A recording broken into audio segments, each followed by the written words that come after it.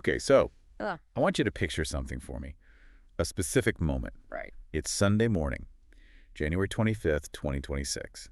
You're in Jamaica, you're on a balcony, you open the shutters, and the sun is just blazing. Which normally, is just a weather report. Exactly. Sunshine in Jamaica. Not exactly breaking news. But on this Sunday, that sunshine feels, well, it feels different. It feels almost defiant. Defiant. That's a strong word for the weather, but in this context, I think it's the only word that really fits. It is. Because we're not just looking at a sunny day, we're looking at a Sunday morning right after Hurricane Melissa has passed through. And that's the whole context we need to get into today. We're looking at a few sources, but they're all centered around this one big report from Jamaica Homes. The When the Sun Still Rises article. That's the one. And honestly, when I first saw that title, I thought, okay, here we go. Something very poetic about island vibes.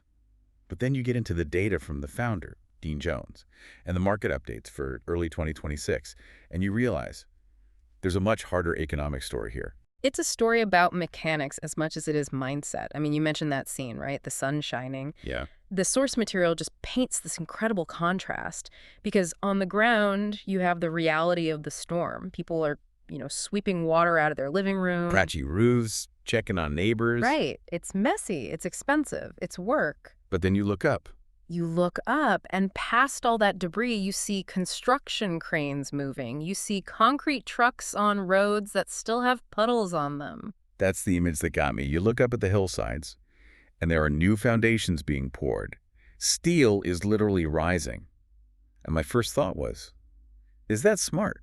I mean, from an investment view, shouldn't capital be running for the hills? Or at least pausing, right? Catching its breath. It feels almost reckless to keep pouring concrete before the mud is even dried. And that's the gut reaction, isn't it? Flight to safety. Mm-hmm. But that's where this deep dive gets really interesting. The question we're trying to answer is, how does a housing market and a whole culture refuse to fall when the world literally shakes? And the answer isn't just stubbornness. According to Dean Jones, no. It's a calculated response to volatility. Calculated how? Because the article starts with this line, the sun shining after a storm is not just a weather report. It is a philosophy. That sounds great, but, philosophy doesn't get you a mortgage. It doesn't, but the source argues that this philosophy is actually the engine of the economy. They talk about hope in Jamaica, but not as some passive, fingers-crossed kind of wish. They call it practical hope. Practical hope. That's it. It's not sitting around waiting. It's hope that shows up with a broom. With a hammer. Exactly. It means recovery isn't something you wait for. It's something you start manufacturing right away. Dean Jones has this quote here that really tries to bridge that gap between the feeling and the finance. He says, real estate is never just about land or buildings. It's about faith in tomorrow, made visible in concrete, timber, and trust. And just think about the mechanics of that for a second. Pouring a foundation is always a bet on the future. You're saying the future value of this thing will be greater than the current risk. A pretty big risk in this case. A huge risk. But what we're seeing in January 2026 is that development didn't stop because of Melissa. The text says it sharpened its focus. Let's dig into that phrase, sharpened its focus, because that sounds to me like they aren't just rebuilding the same old things that just got knocked down. That's a crucial point, especially for an investor. We're not just seeing a rush to nail up some plywood. The source talks about lessons written by the wind and water. So building standards are actually changing. They're evolving in real time. We're talking about better drainage gradients, so water moves off properties faster. We're talking higher elevations for the actual foundations. Stronger roof. Reinforced roofing structures, exactly. The hurricane basically acts as a really harsh audit. A stress test on the whole market. It is. But the result is a more mature real estate product. The conversation shifts from build it fast to build it to last. And if you're an investor, that's actually reassuring. Because the asset you're buying in 2026 is probably more resilient than one from 2024. Precisely. The market is physically adapting. Okay, I want to talk about the timeline of this recovery. The article outlines this rhythm. A weekly cycle of how Jamaica bounces back. Yes, the journey from Monday to Sunday. This was one of the most insightful parts for me. It really was. Walk us through it. Because we usually measure recovery in, quarters? Year? Right, and this measures it in days. It starts with Monday morning fatigue. Okay. That's the immediate aftermath. The adrenaline's gone. You're tired. The yard's a mess, power might be out. It's that initial, oh man, how do we do this again Yeah, feeling. and that's where most of the outside world stops looking, Right. right? They see the Monday fatigue and just write the whole thing off. They do. But then you get to Wednesday resolve.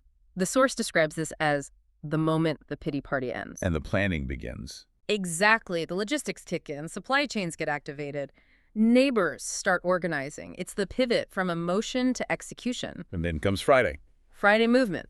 By the end of the week, you're not just planning, you are seeing actual progress.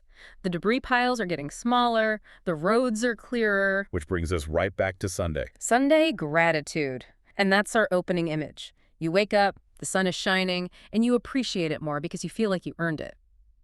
The argument here is that the real estate market follows that exact same rhythm: shock, resolve, execution, and then stabilization. So it's a cycle, not a collapse. It's a cycle. And that brings us to, I think, the biggest point of friction in this whole deep dive. the gap between the headlines and the reality on the ground. The paradox of headlines. The source is pretty blunt here. It mentions sharp headlines and selective memory. And look, we have to be honest. Jamaica has had a reputation issue with safety for decades.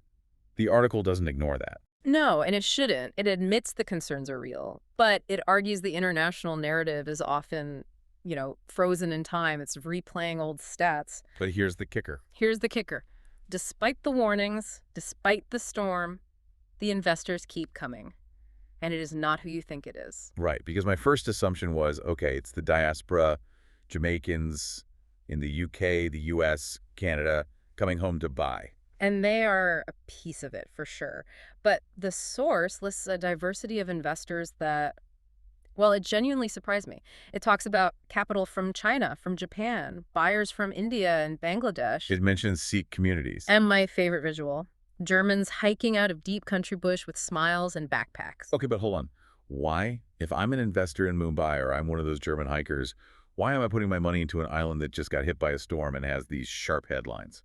It's what the source calls the sticky factor.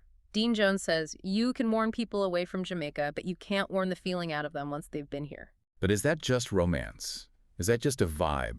Or is there a real financial driver there? I think it starts as romance, the culture, the beauty, but it converts to finance because of tangibility. In a world economy that feels so digital and abstract, there's a premium on assets you can physically touch. A concrete home on a hill. It's a tangible hedge, and these diverse groups, they see a market that they believe is undervalued because of the fear premium attached to those headlines. So they're basically arbitraging the island's reputation. In a way, yes. They're betting that the reality is better than the story being told, and the source has data to back that up. It notes that Jamaica actually performed better on crime metrics last year than was expected. Better than expected can be a low bar, though. It can be, but the key is the trend line. The source is clear that safety is not a switch. It is a system. You don't just flip it and crime disappears. Right. But the people on the ground, those German hikers, those returning residents, they can feel the gradual difference.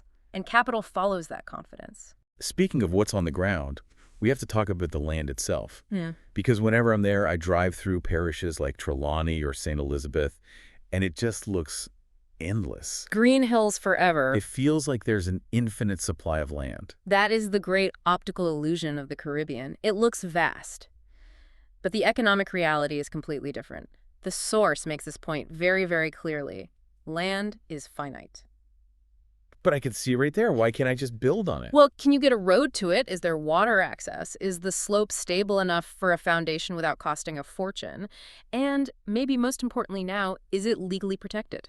Zoning. And preservation. Exactly. There's a growing movement to protect watersheds, coastlines, agricultural land, which is critical for the island's long-term survival. But from a real estate perspective, every acre you protect is an acre you take off the market. So the supply of developable land that's actually zoned, accessible, and safe to build on, is shrinking. It is shrinking fast. And the source has this one line that just gave me chills. It says, land doesn't announce when it's about to become rare. It just quietly does. Wow. That creates a completely different dynamic for a buyer, doesn't it? It's not, oh, I'll buy something when I retire in 10 years. It creates real urgency. It forces you to shift from a casual interest to a serious commitment. And this ties into the advice the source gives to the diaspora. It's a bit of tough love. Yeah, I saw that. It basically tells Jamaicans abroad, don't come back, just for the nostalgia, which feels almost counterintuitive. Isn't nostalgia the whole point? Not if you actually want to make the transition work. Dean Jones says coming home isn't about nostalgia, it's about choosing Jamaica again, with adult eyes and a steady heart. Adult eyes. That's the phrase that really jumped out. It means you have to strip away the sweet childhood memories and look at the P&L sheet. It means you have to factor in the high cost of electricity, the bureaucracy, the risk of another storm. You have to treat the move like an investment decision. Not just an emotional one. And speaking of investment decisions, we should look at the financial framework for 2026. There's a sidebar here on mortgage rates. Right.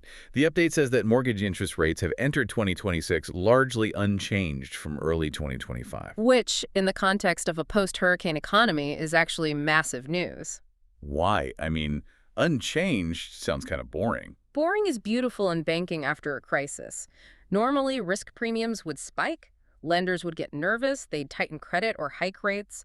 The fact that rates are flat suggests the financial institutions are stable. And confident in the recovery. Exactly. It provides a stable backdrop for anyone trying to get a loan to rebuild. Which connects to another little sidebar item I saw. The church repair grants. Yeah, over 170 churches applied for these government-funded repair grants. At first you might think, oh, that's just a nice community story. But there's an economic signal there. A huge one. If the government has the bandwidth and the funds to process grants for community centers and churches right after a storm, it shows the safety net is functioning.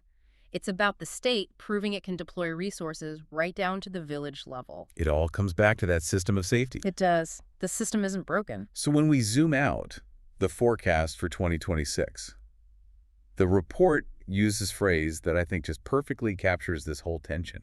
It predicts the year will be quietly prosperous. I love that phrasing. It's not promising a boom, is it? It's not a gold rush. No, a boom is volatile. Quietly prosperous suggests stability.